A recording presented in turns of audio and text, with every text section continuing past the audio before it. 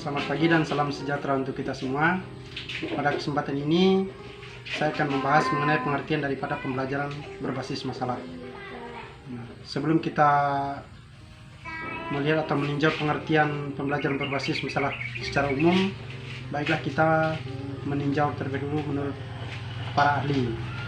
Salah satu ahli yang mendefinisikan pembelajaran berbasis masalah adalah menurut Jedus. Dia mendefinisikan bahwa pembelajaran berbasis masalah adalah sebuah instruksi kepada peserta didik untuk selalu belajar.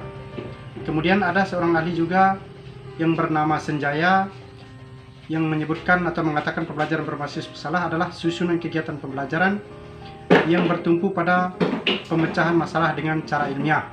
Nah, dari kedua pengertian tersebut, saya mencoba menyimpulkan bahwa pembelajaran masalah adalah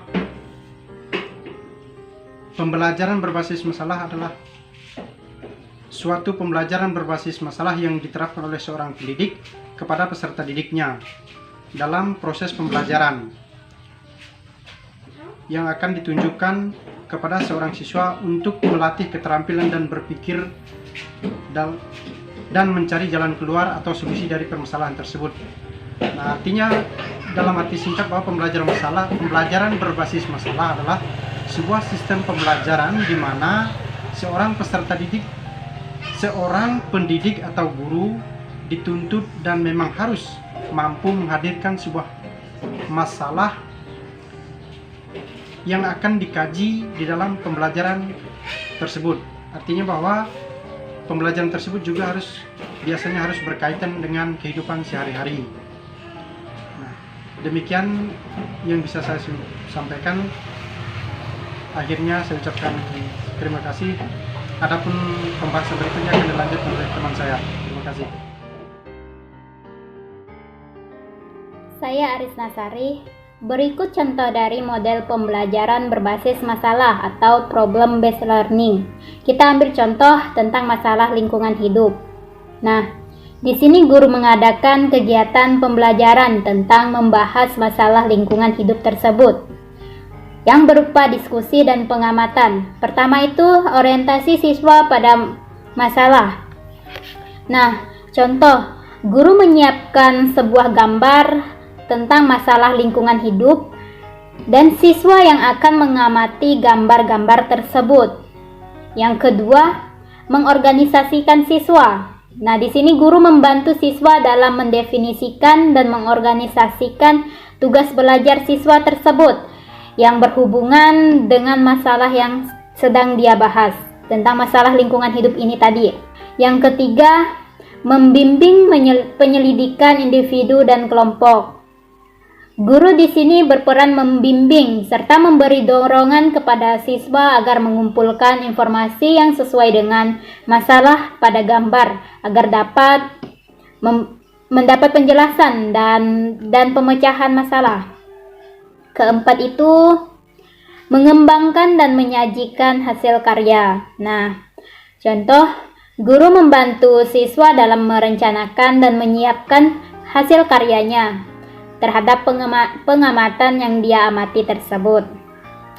Dan siswa menyesuaikan hasil karyanya atau hasil tugasnya dengan teman-teman sekelasnya. Dan yang kelima, menganalisis dan evaluasi proses pemecahan masalah. Contoh, guru meminta siswa untuk mempresentasikan hasil pengamatannya, serta guru membantu mengevaluasi dari hasil pengamatan siswa tersebut. Selanjutnya saya akan melanjutkan materi yang telah disampaikan oleh rekan saya. Di sini saya akan membahas mengenai masalah yang dihadapi dalam program based learning. Proses pembelajaran untuk mencapai sebuah tujuan pembelajaran secara umum diyakini bahwa bukanlah perkara yang mudah. Ada berbagai macam permasalahan yang muncul dalam pembelajaran, antara lain dapat berasal dari guru, murid, bahkan dari lingkungan. Persoalan yang dihadapi guru biasanya terkait dengan masalah kemampuan menguasai materi, penggunaan strategi dan metode pembelajaran yang tepat, dan pengelolaan kelas untuk menciptakan suasana yang nyaman.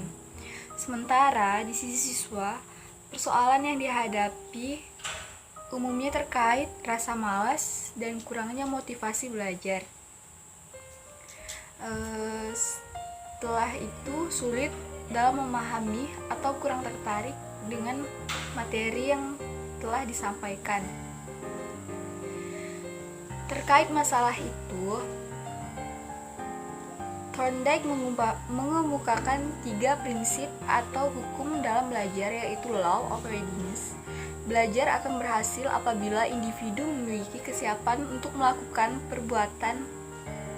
Yang kedua, law of exercise, yaitu belajar akan berhasil apabila latihan dan ulangan. Dan yang ketiga, law of effect, yaitu belajar akan bersemangat apabila mengetahui dan mendapatkan hasil yang baik. Assalamualaikum warahmatullahi wabarakatuh. Perkenalkan, nama saya Fernandendra Macemara. Pada kesempatan kali ini saya akan melanjutkan penjelasan dari teman saya Khairunisa. Nah, dalam model pembelajaran problem based learning ini ada beberapa contoh. Nah, contohnya ini berupa permasalahan-permasalahan yang diberikan guru kepada murid agar murid tersebut dapat mengimplementasikan ilmu dari permasalahan tersebut. Nah, jadi contohnya itu dalam model pembelajaran problem based learning, khususnya dalam pembelajaran IPS. Yang pertama, seorang guru memberikan studi kasus tentang masalah-masalah sosial.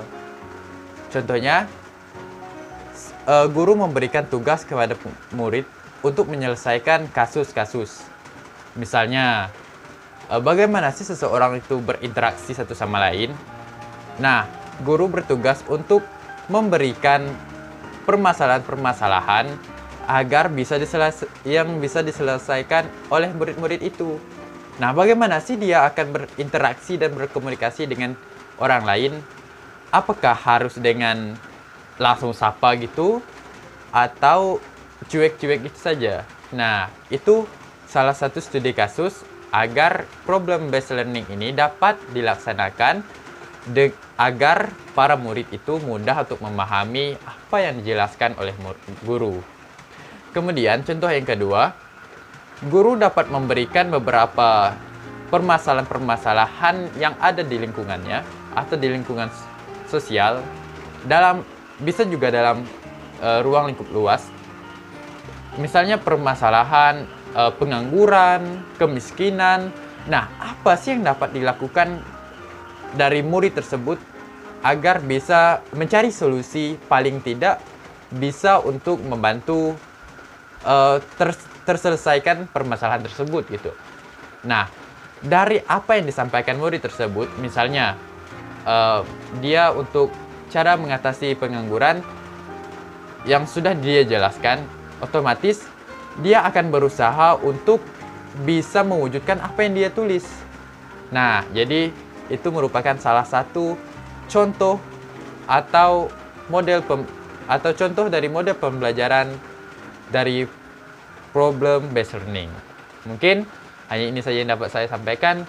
Kurang dan lebihnya saya minta maaf. Saya mewakili teman-teman sekalian. Mohon maaf dan terima kasih. Assalamualaikum warahmatullahi wabarakatuh.